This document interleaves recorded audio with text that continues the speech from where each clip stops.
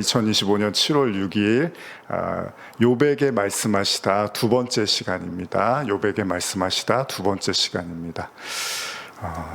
오늘은 탄생에서 죽음까지라는 주제로 말씀을 나누고자 합니다.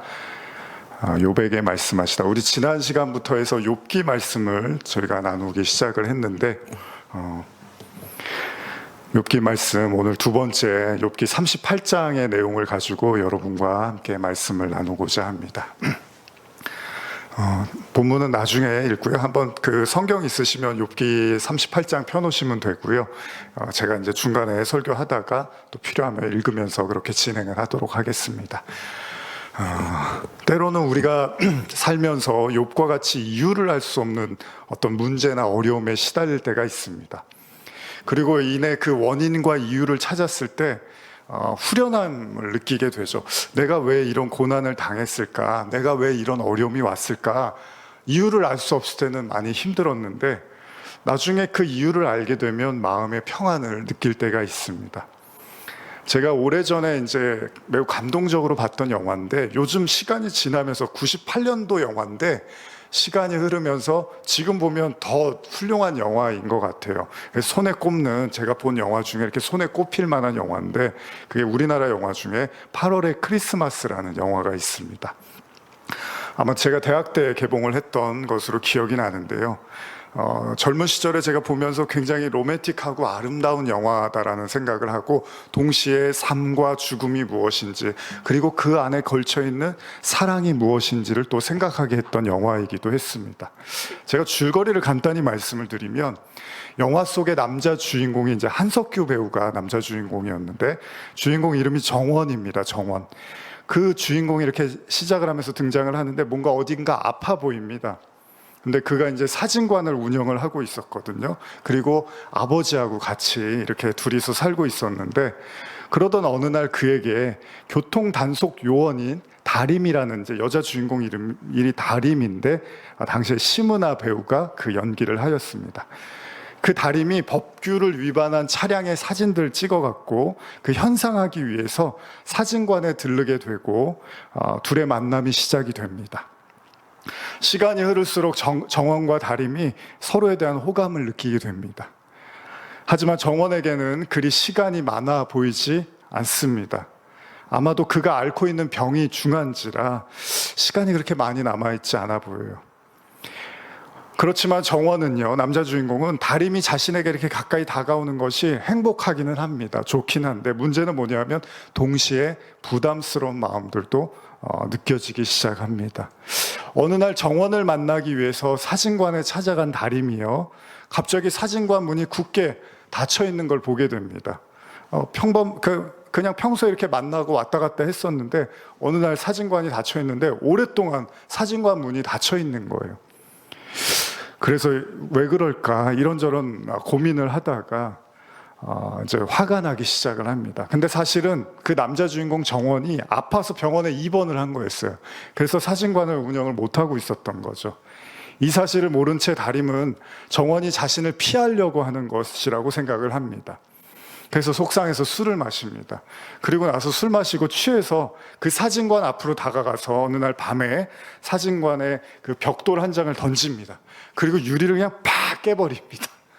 그러면서 혼자 흐느낍니다. 그러면서 마음속으로 이제 삭히는 거예요. 이제는 체념이라도 해야 되는 것처럼 다림은 이제 정원을 포기해야겠다는 마음을 갖게 됩니다. 이후 영화에서는 병원에 퇴원한 정원이요, 한 카페에 이렇게 앉아서 멀리서 주차 단속을 하고 있는 다림을 바라보는 장면이 나옵니다.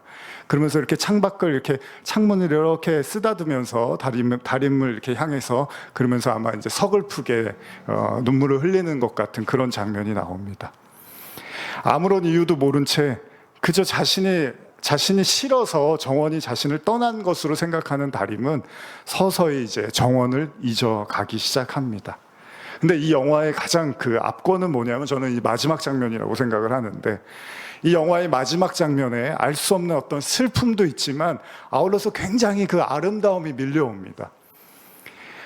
어떻게 끝나냐면요, 한 겨울인데 그 다림, 여자 주인공이 다시 사진관 앞으로 찾아갑니다. 근데 이미 정원은 세상을 떠나고 없었어요. 그리고 그의 아버지가 남아서 그 사진관을 운영을 하는데 아마 출장이 있어서 이렇게 오토바이를 타고 어디를 가는 장면이 나옵니다. 그리고 나서 정원이 이제 그 사진관 앞을 서성이다가 이렇게 보니까 옛날에 정원이 자기에게 찍어준 사진이 이렇게 걸려 있는 거예요. 그래서 다림이 그걸 이렇게 멍하니 보고 있다가 갑자기 이렇게 힐끗 웃으면서 다시 이제 그 자리를 떠나면서 영화가 이렇게 마무리를 합니다. 그러면서 영화가 이제 마지막 어떤 멘트가 나오는데 그건 이제 이미 세상을 떠난 정원의 목소리, 그 목소리로 나레이션으로 마무리를 하는데 이런 내용입니다. 내 기억 속의 무수한 사진들처럼 사랑도 언젠가 추억으로 그친다는 걸 난 알고 있었습니다. 하지만 당신만은 추억이 되질 않았습니다. 사랑을 간직한 채 떠날 수 있게 해준 당신께 고맙다는 말을 남깁니다. 이러면서 이제 영화가 끝이 납니다. 그래서 그 유명한 8월의 크리스마스 노래가 이렇게 나오죠. 분명히 주인공은 세상을 떠났습니다. 그리고 사랑하는 남녀의 그 사랑이 결국 이루어지지 못하는 것처럼 보입니다. 그래서 가슴 아픈 스토리처럼 보이지만 그럼에도 불구하고 다른 영화와는 다르게 이 영화가 따뜻하고 아름답게 느껴지는 이유가 있다면 남자 주인공의 절제된 사랑으로 인해서 물론 다림에게는 그 이유를 알 수 없는 갑자기 나타나지 않아서 그 침묵 때문에 괴로워했지만 시간이 흐르고 나니까 그게 아픈 상처가 아니라 오히려 아름다운 추억으로 남게 되었다는 겁니다. 중요한 사실은요, 정원은 자신에게 주어진 짧은 시간 동안에 다림과의 사랑에 대해서 굉장히 많은 고민을 했을 거예요. 난 이제 곧 떠날 수 있는데 나를 이렇게 사랑해주는 여인이 있는데 어떻게 하는 게 정말로 좋은 걸까라는 수많은 생각을 했을 겁니다. 그러면서 아마 남자 주인공이 가장 많이 고민하는 건 이 다림을 위해서 무엇이 좋은지를 고민했을 거라는 거예요. 자신이 아니라 자신은 어떻게 보면 하루라도 더 이 여인과 함께하고 싶었겠죠. 그러나 중요한 건 내가 아니라 이 다림, 이 여인을 위해서 뭐가 좋을까를 계속 고민을 했을 거예요. 물론 무엇이 정답이라고 말할 수는 없습니다. 사진관 문을 닫고 병원에 입원해서 연락을 하지 않은 게 꼭 잘했다고 저도 말씀드리는 건 아닙니다. 중요한 건 정원이 고민한 결과가 그거였다는 겁니다. 그게 바로 다림을 향한 정원의 가장 간절한 마음이었고 사랑이었다는 거죠. 여러분, 그게 사랑 아닙니까? 내가 아니라 다른 사람을 생각하는 게 우리가 소위 그걸 사랑이라고 하는 거잖아요. 욥은 하루아침에 이유를 알 수 없는 고난에 빠집니다. 그 깊이가 너무 깊어서 도저히 헤아려 나올 수가 없습니다. 더 화가 나는 게 뭔지 아십니까? 하나님이 아무 말씀도 하질 않는 거예요. 여러분, 욥기 37장까지 하나님은 한마디도 하지 않습니다. 놀랍지 않습니까? 마치요, 서로 연애를 잘 하다가 갑자기 남자 주인공이 갑작스럽게 사진관 문을 닫고 여주인공을 떠나보내는 것 같이 영화 속 그 여인들의 이야기처럼 이렇게 위중한 상황인데, 욥이 정말로 너무 괴로워서 죽기 직전의 상황인데 하나님은 욥한테 단 한마디를 하지를 않습니다. 친구들과의 긴 대화가 있었고요. 근데 욥에게는 아무 위로가 되지 않습니다. 그리고 이 대화가 37장까지 어마어마하게 이 이야기가 끌고 가게 되는 거죠. 욥이 지칩니다. 이 예기치 못한 고난의 이유를 알고 싶은데, 하나님, 제가 왜 이런 고난을 받는지를 좀 알려주셨으면 좋겠는데 하나님은 아무 말씀도 하지 않더라는 겁니다. 그런데 우리는 압니다, 사실. 앞선 8월의 크리스마스의 영화 이야기처럼 주인공 정원이요, 침묵을 했던 이유가 뭐냐면 단순히 다림을 고통스럽게 하기 위한 게 아니었다는 거예요. 소위 요즘 말로 줄다리기를 하는, 밀당을 한 게 아니었다는 거예요. 나를 더 사랑하게 해주려고 그러는 게 아니었다는 겁니다. 그게 아니라 다림을 위해서 최선으로 자기가 할 수 있는 사랑의 행위였다는 겁니다. 만약 하나님이 사랑이시라면 당신의 침묵 또한 욥을 향한 최선일 수 있다는 거예요. 무슨 말이냐면요, 저와 여러분들에게 하나님이 침묵하시는 것 같을 때도 여러분과 제가 믿음이 있다면 그것도 사랑일 수 있다는 거예요. 아무 말도 안 하시는 하나님도 나를 사랑해서 그런 걸 수도 있다는 겁니다. 그렇게 긴 침묵 끝에 하나님이 드디어 욥에게 입을 열기 시작합니다. 여러분 얼마나 다행입니까? 정말 하나님이 욥기 끝까지 침묵만 하셨다면 얼마나 답답합니까? 이유를 알 수 없는데 드디어 하나님이 38장에서 말씀을 하기 시작합니다. 오늘 바로 우리 설교 주제인 욥에게 말씀하시다에 이제 본론으로 들어가려고 합니다. 지난주에 서론에서는 제가 37장까지의 이야기를 다뤘고 오늘은 바로 그 대단하고도 위대한 본문인 38장, 도대체 하나님이 욥에게 왜 이런 고통을 허락하셨는지에 대해서 한번 우리는 말씀을 통해서 찾아보고자 합니다.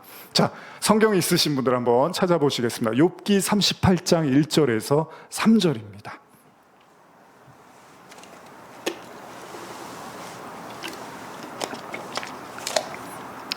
욥기 38장 1절에서 3절입니다. 찾으신 분들 같이 읽겠습니다. 시작. 그때 여호와께서 폭풍우 가운데서 욥에게 말씀하여 이르시되 무지한 말로 생각을 어둡게 하는 자가 누구냐? 너는 대장부처럼 허리를 묶고 내가 내게 묻는 것을 대답할지니라. 자, 욥에게 드디어 하나님이 나타나셨습니다. 그런데 하나님이요, 어떻게 말씀하시면 윽박이라도 지르는 것처럼 욥에게 덜컹 화를 내듯이 말씀하시더라는 겁니다. 그게 뭐였죠? 무지한 말로 생각을 어둡게 하는 자가 누구냐? 이게 욥에게 나타나셔 하신 하나님의 첫마디였습니다. 그러니까 여태까지 고난당하고 있던 욥이요, 그 무수한 말들과 아울러서 욥의 그 새 친구, 그런 말도 다 포함이 됐을 거예요. 하나님이 뭐라고 하냐면 인간이 하는 그 모든 말들이 참으로 무지하고 생각을 어둡게 하는 말들이구나, 이렇게 말씀을 하시는 거예요. 욥이 했던 고민들, 고뇌, 부르짖음, 친구들과의 대화, 이게 다 생각을 어둡게 하고 무지한 말이라고 하나님이 말씀을 하십니다. 욥은 아마도 하나님이 나타나시면 어떻게 해줄 거라고 기대를 했겠습니까? 하나님이 아이고 고생했구나, 얼마나 힘들었니, 이럴 줄 알고 자기를 위로해 줄 줄 알았는데 오히려 상황이 이 지경이 된 거에 대해서 뭐라도 설명도 안 해주시고요, 다독여주는 것도 없고요. 그러니까 우리가 하나님을 잘 알아야 되는 게 우리가 생각하는 하나님이 꼭 그 진짜 하나님이 아닐 수도 있는 거예요. 제가 요즘 칼 융에 대해서 이렇게 글들을 좀 많이 보고 그러는데 나중에 이제 제가 다음 주에 아마 소개시켜 드릴 텐데, 우리가 생각하는 하나님이 어쩌면은 우리가 생존하기 위해서 만들어낸 하나님일 수도 있는 겁니다. 내 자아를 위해서. 근데 오늘 본문 보면 하나님이 그렇게 안 하십니다. 아이고 힘들었지, 이게 아니에요. 하나님이 이건 시작부터 욥을 나무라십니다. 무섭게 말씀하십니다. 그래서 성경도 하나님의 등장을 폭풍우 가운데라고 묘사를 하고 있습니다. 분명 하나님의 임재가 욥한테 녹록치가 않습니다. 그동안 힘들 때는 하나님이 참 원망스럽고 자신이 너무 불합리하게 고통을 받는다고 생각을 했는데, 하나님은 나타나시고 아랑곳하지도 않고요, 그 위험을 당당하게 드러내시더라는 겁니다. 그리고는 말씀하십니다. 계속 한번 읽어볼까요? 욥기 38장 4절에서 7절입니다. 욥기 38장 4절에서 7절입니다. 시작. 내가 땅에 기초를 놓을 때에 내가 어디 있었느냐? 내가 깨달아 알았거든 말할지니라. 누가 그것의 도량법을 정하였는지, 누가 그 줄을 그것의 위에 띄었는지 내가 아느냐? 그것의 주추는 무엇 위에 세웠으며 그 모퉁이 돌을 누가 놓았느냐? 그때 새벽별들이 기뻐 노래하며 하나님의 아들들이 다 기뻐 소리를 질렀느니라. 하나님이 욥에게요, 갑자기 창조에 대한 말씀을 하시면서 뭐라고 하시냐? 네가 창조 때 있었냐라고 물으십니다. 그리고 알았다면 그 도량법과 주추와 모퉁이 돌을 누가 세웠는지 말하라고 말씀하십니다. 당연히 욥은 모르는 이야기입니다. 전혀 금시초문입니다. 당연히 욥은 창조 때 있었던 사람이 아니잖아요. 아직 태어나지도 않았잖아요. 근데 하나님이 욥이 모르는 이야기를 막 던지기 시작을 합니다. 사실 지금 욥이 궁금한 이야기가 아닙니다. 욥의 입장에서는 그런 얘기가 지금 궁금한 게 아니에요. 우리도 그럴 수 있습니다, 여러분. 하나님, 저한테 필요한 얘기를 해주세요. 지금도 만약에 이렇게 설교 들으시면 저한테 도움되는 얘기를 좀 해주세요. 제가 알아야 되는 얘기가 있을 거 아니에요. 이런 생각을 우리가 할 수 있어요. 기도하다가 또 신앙생활 하다가 저한테 좀 필요한 얘기를 해주세요. 근데 지금 본문을 보면 하나님은 1절 욥에게 필요하지 않은 듯한 이야기를 막 늘어놓고 계시더라는 겁니다. 그렇게 보면 여러분, 어쩌면 하나님이 우리에게 반응하시고 침묵하시고 말씀하시는 것이 우리의 필요가 아닌 것처럼 우리가 생각하지만 하나님은 그게 아닐 수도 있는 거예요. 하나님은 우리에게 꼭 우리가 생각하는 대로 반응해 주는 분이 아닐 수도 있다는 겁니다. 만일 하나님이요, 우리가 생각하는 것처럼 마음이 여리고 쉽게 흔들리는 분이라면 욥이 이 지경이 될 때까지 아예 내버려 두시지도 않았을 겁니다. 하나님이 보고 있다가 너무 마음이 불편해서 욥을 도와줘 버렸을 거예요. 근데 하나님은 그런 분이 아니라는 거예요. 마지막 순간까지 견딜 수 있으면 견딜 수 있는 그 마지막 순간까지 하나님이 지켜보시더라는 겁니다. 심지어 여러분, 예수님의 십자가는 어떻습니까? 예수님이 돌아가실 때까지 하나님이 침묵하셨습니다. 그러니까 우리가 생각하는 하나님이 어린아이 같은 하나님은 아니라는 거예요. 하나님이 결정하시고 계획하신 것을 끝까지 지켜보시고 인내하신다는 겁니다. 다른 의미는 뭡니까? 하나님은 저와 여러분들이 그 마지막 순간까지 견디고 참을 수 있도록 하나님도 응원하고 계시다는 거죠. 하나님이 욥을 안 본 척, 못 본 척, 그런 건 더더욱 아닙니다. 여러분, 진짜 중요한 건 욥이 정말 힘든 고통을 받을 때 사실은 하나님도 같이 계셨다는 걸 우리가 부인할 수가 없습니다. 여러분, 부모님의 마음이라는 게 그렇습니다. 차라리 내가 아프면 편하지 아이가 아픈 걸 보는 건 마음이 굉장히 불편하거든요. 지금이라도 만약에 제 아이가 제 어떤 장기를 하나 떼서 주고 저희가 가야 되면 그거는 고민을 안 하잖아요, 부모가. 그걸 고민하는 부모가 어디 있습니까? 부모 마음이라는 게 그러면 하나님이 욥을 의로운 자라고 1장에서 말씀하셨는데 그 욥이 너무 괴로워서 힘들어하는데 하나님이 아무렇지도 않았다? 그건 하나님이 아닙니다. 그러니까 하나님도 무지 아픈 마음을 가지고 욥을 지켜보셨다는 겁니다. 하나님은 전지전능 무소부지하기 때문에 욥의 고통을 가장 잘 알고 계셨고 욥과 가장 가까이 계셨다는 겁니다. 심지어 이 욥이 당하는 고난을 허락하신 분도 하나님이었습니다. 그러니까 이 고난과 하나님은 뛸래야 뛸 수가 없는 관계라는 거예요. 마찬가지입니다. 저와 여러분들이 겪고 있는 작고 큰 고난은요, 하나님과 뛸래야 뛸 수 없는 것들이라는 거예요. 하나님과 무관한 고난은 없는 겁니다, 여러분. 성도에게 하나님과 무관한 고난은 존재하지 않습니다. 그 얘기는 뭐냐면 고난 중에도 하나님은 늘 함께 하신다는 겁니다.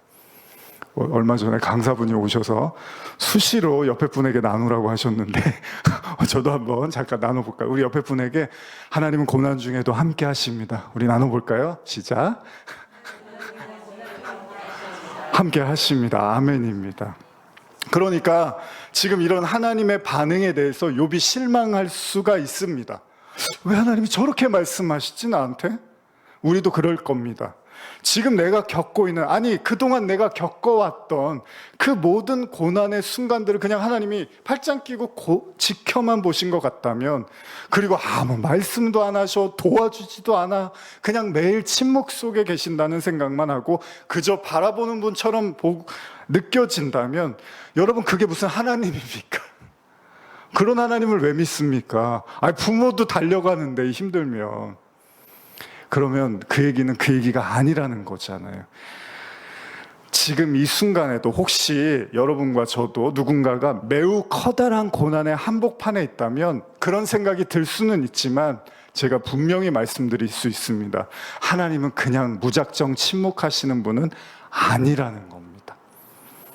그리고 그 침묵이 끝난 후에 지금 이제 오늘 말씀처럼 하나님이 나타나셨는데 하나님이 비인간적이고 비상식적인 자세를 취하는 것처럼 보이잖아요. 욥의 마음을 일절 이해를 못하고 공감을 못하는 것처럼 보이는데 과연 정말 하나님이 그럴까? 오죽하면요, 여러분, 심리학자 아까 말씀드린 칼 융이 무슨 얘기를 했냐면요, 이 욥에 대한 글을 쓰면서 이런 말을 합니다. 이 욥기에서 하나님보다 욥이 더 성숙해 보인다는 거예요. 그게 뭐냐 하면 하나님이 너무 전지전능하셔서 인간이 겪고 있는 고난을 잘 모르셨다는 거예요. 1절 모르고 계시다가 이 욥기에서 하나님이 깨우치셨대요. 사람이 이렇게 힘들었구나라는 걸 깨우치고 그래서 준비한 게 예수님이었다라고까지 융이 말을 하고 있습니다. 너무 전지전능해서 인간의 마음을 다 이해를 못했다는 거예요. 이렇게까지 융이 말합니다. 물론 저는 여기에 동의할 수는 없습니다. 융의 어떤 좋은 글들이 많이 있지만 이 내용에 대해서는 제가 동의할 수는 없습니다.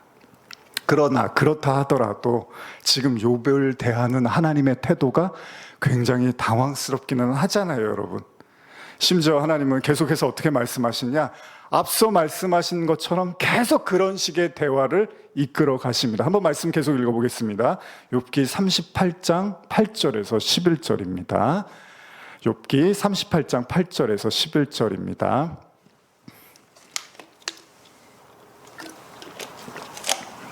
시작. 바다가 그 모태에서 터져 나올 때 문으로 그것을 가둔 자가 누구냐? 그때 내가 구름으로 그 옷을 만들고 흑암으로 그 강보를 만들고 한계를 정하여 문빗장을 지르고 이르기를 내가 여기까지 오고 더 넘어가지 못하리니 내 높은 파도가 여기서 그칠지니라 하였노라. 좀 말이 어려울 수 있습니다. 그래서 제가 현대어로 한 번 더 읽어드릴게요. 땅이라는 자궁에서 그물이 터져 나올 때 바다의 문을 닫아 막은 이가 누구더냐? 그때 구름을 옷삼아 바다를 싸매고 어둠으로 바다를 감싼 이가 바로 나 아니더냐? 바다의 경계를 정해놓고는 빗장문으로 바다를 가두어 두었다. 그러고는 바다에게 이르기를 여기까지다. 이 이상을 넘어서는 안 된다. 제 아무리 넘실거리는 파도라 해도 여기서는 멈춰야 한다고 해두었다. 하나님께서 계속된 말씀을 통해서 이번에는 바다와 관련한 말씀을 하십니다. 내용인즉슨 뭐냐 하면요, 하나님께서 땅에 기초를 세우신 것처럼 아울러서 바다도 다스리신다는 겁니다. 물론 당연한 이야기죠. 하나님이 땅과 바다를 다스린다는 게 새롭지가 않습니다. 근데 여기 강조점이 있습니다. 오늘의 이제 주제이기도 한데 그게 뭐냐면 하나님께서 바다의 경계를 정하시고 빗장문으로 잠궈버리셨다는 거예요. 아울러서 바다가 어느 선 이상은 절대 넘어올 수 없도록 하셨다는 겁니다. 성경에서 이런 내용을 다루는 구절이 있는데요. 좀 여러 구절이 있는데 제가 한 구절 읽어드리면 시편 104편 9절인데 제가 읽어드릴게요. 주께서 물의 경계를 정하여 넘치지 못하게 하시며 다시 돌아와 땅을 덮지 못하게 하셨나이다. 이게 무슨 말이냐면요, 하나님이 만드신 세상에서요, 바다가 절대로 하나님이 정하신 선 이상은 마음대로 넘어갈 수가 없다는 거예요. 다 아시는 얘기죠. 이게 넘어가면 이제 큰일이 나는 거잖아요. 우리가 바닷가에 가면 파도가 넘실넘실합니다. 그렇죠? 파도가 스르륵 왔다 갔다 하잖아요. 모래 위를 들락날락 합니다. 근데 물론 시간이 흐르면서 약간 이제 밤이 되면은 조금 이렇게 차이가 날 수는 있지만 어쨌든 일반적으로는 어느 적정선을 넘지는 못한다는 거죠. 자, 만약에 파도가요, 어제가 다르고 오늘이 다르면 그 물이 막 갑자기 많이 들어왔다가 갑자기 안 들어왔다가 이게 그냥 불규칙적이라면 종잡을 수가 없으면 우리가 거기서 뭘 할 수가 없습니다. 그 주변에 집을 지을 수도 없고 거기서 뭐 수영을 할 수도 없고 뭐 장사를 할 수도 없고 마음 편히 뭘 할 수가 없다는 겁니다. 그러면 이제 재난이 되는 거죠. 바다가 넘어 들어오면 재난이 되는 겁니다. 그런데 오늘 성경의 말씀은 하나님이 정한 범위 내에서만 넘실넘실 할 수 있다는 거예요. 하나님이 허락하지 않으면 바다도 절대로 그 선을 넘을 수는 없다는 겁니다. 자, 물론 창조와 관련된 말씀입니다. 그런데 제가 이 부분을 강조하고 싶은 이유가 있는데요. 그게 뭐냐면 욥이 처음 고난을 당할 때 여러분, 하나님이 어떻게 그 고난을 허용하시냐면 사탄이 욥한테 와서 뭐라 그러죠? 욥을 자신들이 고난을 주겠다고 합니다. 그때 하나님이 뭐라고 말씀하시냐면 그래, 네가 욥을 고난하고 시험을 주는 건 좋은데 절대로 넘어서는 안 되는 선이 있다고 말씀을 하신 거죠. 이걸 제가 현대어로 욥기 2장 4절에서 6절을 읽어드릴게요. 이렇게 말씀하시자 사단이 여호와께 대답하였다. 가죽은 가죽으로 바꾼다는 옛말이 있지 않습니까? 사람이란 본시 제 목숨을 부지하기 위해서는 가지고 있는 재산을 아까워하지 않는 법이죠.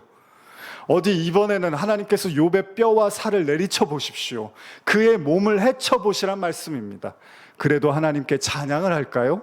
아마도 욕을 해댈 것이 분명합니다. 그러자 여호와께서 사단에게 말씀하셨다. 그래, 좋다. 내 마음대로 해보려무나. 하지만 그의 목숨은 건드려서는 안 된다. 자, 이게 하나님과 욥의 대화였습니다. 사단이 욥을 시험하겠다고 했습니다. 그러나 하나님이 좋다고 하셨는데 뭐라 그러시죠?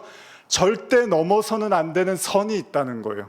그건 어떤 경우에도 그 생명을 건드려서는 안 된다는 겁니다. 무슨 말입니까, 여러분? 제 아무리 하나님을 대적하고 하나님의 뜻을 거스르고 아무리 요란하게 난리를 치는 사단이라 하더라도요, 하나님이 정한 선을 절대 넘어갈 수는 없다는 겁니다. 물론 욥은 이 사실을 알 리가 없습니다.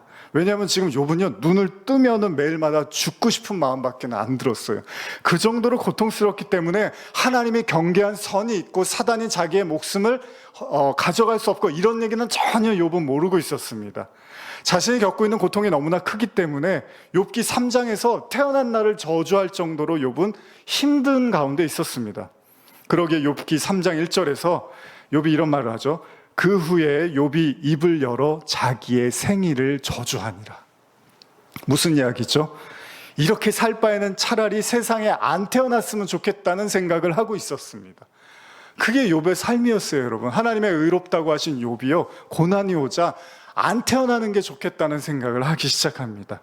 그러나 하나님이 땅의 기초를 이야기하면서 세상의 창조를 얘기하는데, 이게 여러분 욥과 무관한 얘기가 아니더라는 겁니다. 다시 말하면요, 아무것도 없는 세상에 땅의 기초를 놓고 도량법을 세우고 주주와 모퉁이 돌을 세우신 것처럼 그의 창조 세계에는 분명히 하나님의 뜻과 계획이 섭리가 있잖아요. 그게 저와 여러분과 무관하지 않다는 겁니다. 욥은 자신의 인생에서 예기치 못한 고난 때문에 힘들었지만, 그래서 하나님이 창조를 얘기하는 게 귀에 안 들어오는 거예요. 왜 이런 얘기를 하세요? 하나님은 지금 욥에게 내가 창조한 이유와 목적이 있어, 이런 얘기를 하는데 욥은 하나도 감동이 안 되는 겁니다. 내가 고난으로 인해서 저주하는 내 인생, 그 인생도 하나님은 이유가 있다는 말씀을 하시는 거였던 거죠. 뭐냐면요, 모든 세상을 창조한 이유가 있듯이 너를 창조한 이유도 있다라는 말씀을 하시고 싶었던 거죠. 네가 저주하고 안 태어났으면 좋겠다고 생각하는 너 자신을 창조한 이유가 없겠니 나한테? 이렇게 하나님이 말씀을 하시는 거예요. 근데 욥은 안 들리는 거예요, 그런 얘기가. 나를 대적하기 위해서 너를 죽이려고 달려드는 그 사단도 내가 창조한 너를 함부로 할 수 없다라는 것을 하나님이 이미 경고를 하셨단 말이죠. 다시 말하면요, 하나님의 자녀인 욥을 향해서 네가 이 땅에 태어난 이유가 반드시 있고, 그리고 그렇기 때문에 너의 생명을 아무나 그 어떤 피조물도 마음대로 뺏어갈 수 없다라는 얘기를 하고 계시는 겁니다. 이것은 마치 시작과 끝, 알파와 오메가, 오직 예수 그리스도만이 하나님이신 것처럼, 예수 그리스도 그분이 하나님이신 것처럼 하나님의 자녀들의 시작과 끝이요, 결코 우연이나 즉흥적인 것이나 이런 것들에 의해서 삶이 결정될 수 없고요, 오로지 하나님의 허락에 의해서만 나고 죽을 수 있다는 사실을 말씀하시는 겁니다. 특히 젊은 시절에 저도 그런 생각을 많이 했는데, 여러분, 삶이 힘겹게 다가오면 사람들은 이런 생각을 합니다. 내가 왜 살지? 행복하지 않은 인생을 뭐하러 살아야 되지? 돈도 없고 가난하고 남들보다 못한 인생 살아서 뭐하나, 이런 생각들, 푸념들을 하잖아요. 이런 생각에 빠져서 자신의 인생을 회의하고 비관적으로 바라볼 때가 많이 있습니다.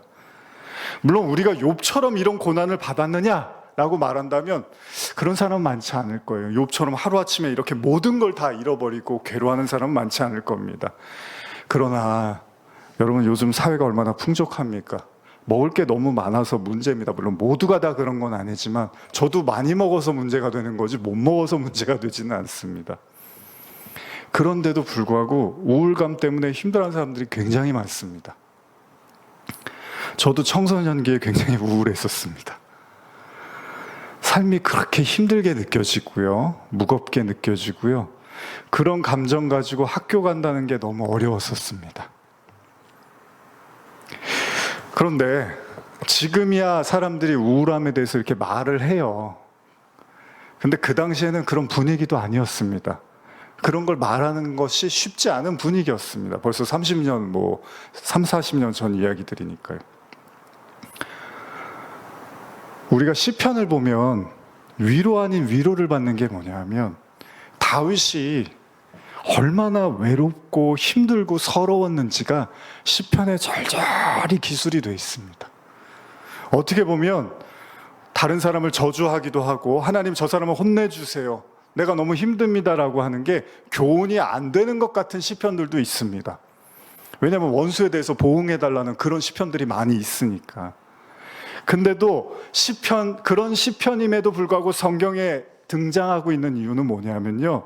하나님은 그런 다윗의 솔직함을 나무라거나 멸시하지 않았다는 거예요. 너무 아파서 한 기도들, 너무 아파서 한 그 외침들을 하나님이 넌 어떻게 그따구로 기도를 하냐? 기도를 어떻게 그렇게 다른 사람을 이해하고 사랑하고 축복해달라고 기도해야지. 어디 그런 기도를 해야 이렇게 말씀 안 하시더라는 거예요. 그 얘기는 뭐냐면 다윗의 마음의 고통을 하나님이 너무 잘 아셨고 그 눈물을 하나님이 다 받아내고 있었다는 이야기입니다. 여러분, 우리는 그걸 은혜라고 합니다. 아마 저도 그 학생 시절에 교회를 다니지 않았다면 제 삶이 정말 많이 힘들었을 것 같아요. 그 예배당 문 열고 학교 끝나서 들어가서 혼자서 2시간이고 3시간이고 계속 기도를 하는 거죠. 하나님 도와주세요. 하나님 삶이 참 힘듭니다. 그 하나님이 한 번도 집에 빨리 가라 그러지는 않으셨던 것 같아요. 우리의 모든 약함과 작은 신음에도 주님은 다 듣고 응답하고 계십니다. 우리가 그 침묵을 다 이해할 수는 없습니다. 하나님이 왜 이렇게 아무 말씀도 안 하시지? 내가 이렇게 기도를 많이 했는데 왜 한마디도 안 하시지? 그러나 우리는 압니다. 그 하나님의 침묵이 우리를 외면한 건 아니라는 걸 말입니다. 만약 그렇다면 시편의 수많은 시들이 다 무의미한 시가 될 거 아니에요. 하나님이 듣지도 않는 기도를 뭐하러 시편에다 올리셨겠습니까? 욥이 처한 상황도 지금 그렇습니다. 그야말로 외롭고 그야말로 우울하고 그야말로 맨정신으로 살아가기 힘겨운 상황입니다. 어쩌면 살아서 숨 쉬는 것 자체가 고통일 수도 있습니다. 그런데 그런 욥에게 하나님이 말씀하시는 거예요. 하나님은 모든 만물의 창조와 질서의 근원이시라는 거예요.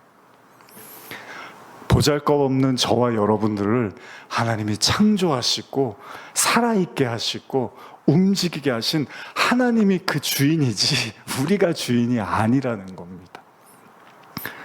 그런 욥에게 하나님이 창조 질서를 언급하시고 분명한 2가지를 말씀하십니다. 그게 뭡니까? 성도의 인생의 시작에는 반드시 하나님의 관여하심이 있다는 거예요. 여러분들 이렇게 살아서 숨쉬고 계시잖아요. 이렇게 살아서 숨쉬고 있는 성도에게는 우연이나 무의미함이나 무가치함은 존재하지 않는다는 겁니다. 그들의 인생은 하나님의 정교한 창조 섭리에 의해서 탄생되어지고 움직여지고 있다는 겁니다. 욥이 아무리 자신의 삶을 저주하고 자신의 인생을 저주해도 하나님이 저주하지 않는 한 욥의 인생은 욥 스스로도 어떻게 할 수가 없는 거예요. 왜요? 하나님은 그 인생이 소중하게 보이는 거예요. 욥에게는 너무 보잘것없는 쓰레기 같은 삶인데 하나님은 그게 너무 소중해서 37장 동안 하나님은 욥을 바라보시면서 가슴 아파하면서 기다리고 인내하셨다는 겁니다. 여러분, 마치 예수님이 태어나실 때 어땠죠? 극심한 고통이 주변에 있었습니다. 그래서 예수님이 태어나실 때 수많은 핍박과 방해와 살인이 있었습니다. 그럼에도 불구하고 예수님은 마국간에서 천사들의 찬송 가운데서 탄생을 맞이하셨습니다. 여러분, 때때로 이런저런 이유로요, 자신의 인생, 자신의 탄생, 그 삶을 저주하거나 덧없이 여기는 사람들이 있습니다. 자신의 탄생에 대해서 사람들이 무관심하고 축하해주지 않고 그럴 수 있습니다. 그런데 여러분, 하나님께서는 저와 여러분들을 창세 전부터 계획하시고 그 수많은 가계도를 거쳐서 지금의 여기까지 태어난 거죠. 그래서 우리가 이런 찬양이 있잖아요. 당신은 사랑받기 위해 태어난 사람. 별로 공감이 안 가시나요?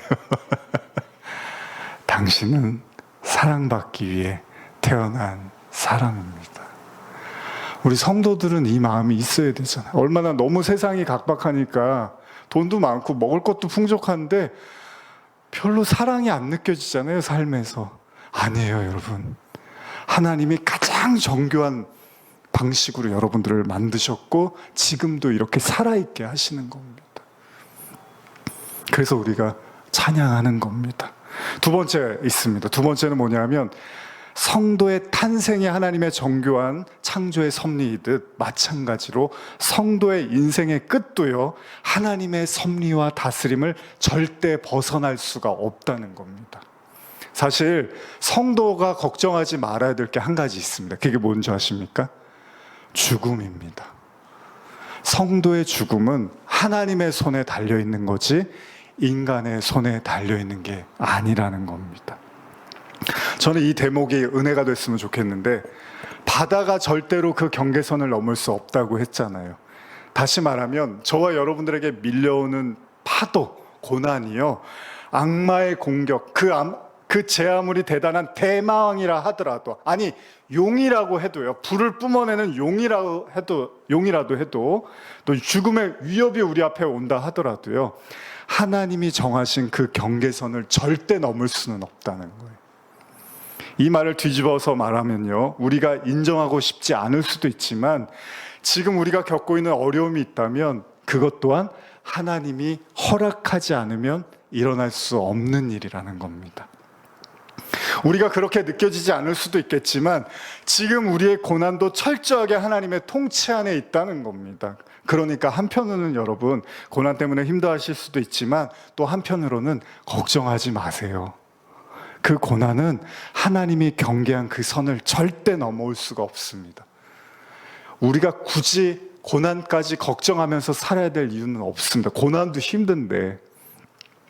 사실 이 말이 원망이 될 수도 있겠지만요, 다르게 생각해 보면 그 고난의 끝은 누가 쥐고 계시는 거죠?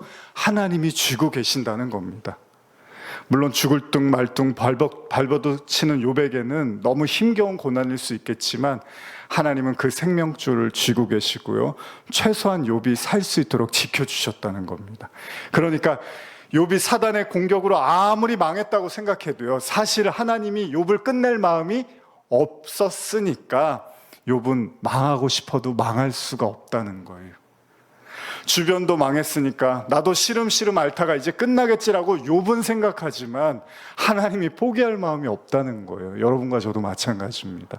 하나님이 포기할 마음이 없고 하나님이 아직 살아있으라고 하실 거면 우리가 걱정할 필요도 없는 것들이에요, 사실은.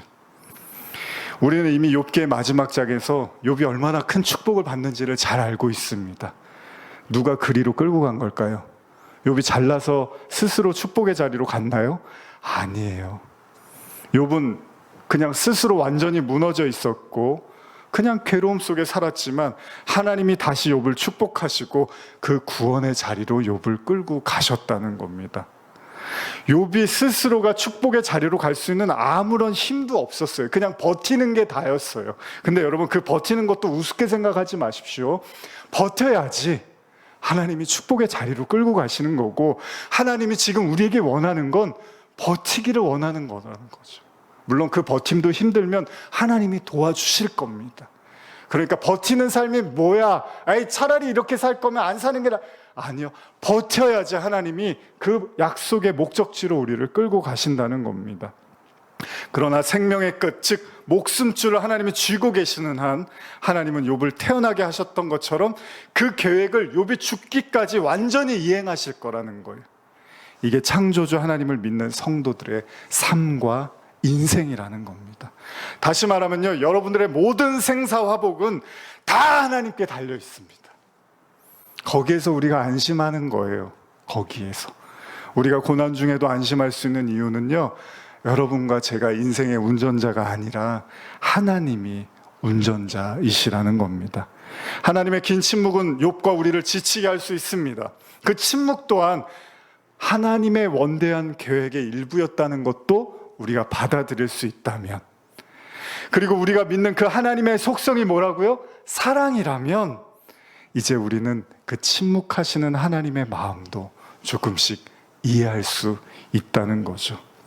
8월의 크리스마스의 남자 주인공 정원이 여주인공 다림을 너무 사랑했기 때문에 침묵했던 것처럼, 어쩌면 우리가 다 이해할 수 없지만 하나님의 침묵도 우리를 향한 사랑일 수 있다는 겁니다.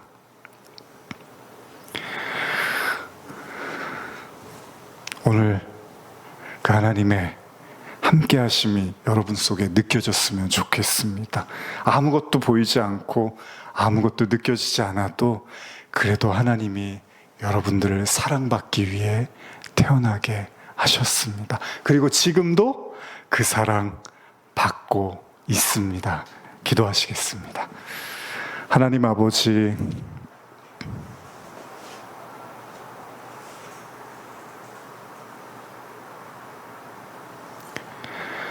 오늘 나를 사랑하시고 우리를 사랑하시는 그 하나님을 더욱더 깊이 느끼고 만나게 해 주시고, 혹시나 지금 욥처럼 도대체 하나님 왜 이런 말씀을 저에게 하시는 겁니까? 저한테는 필요하지 않은 말씀이다 라고 생각할지라도 하나님의 사랑의 메시지가 담겨 있음을 또한 이해하고 그 뜻을 찾으며 또 그 마음을 느낄 수 있는 은혜를 허락하여 주시옵소서. 우리의 마음을 강팍하게 하지 않게 하시고 부드럽게 하여 주시옵소서.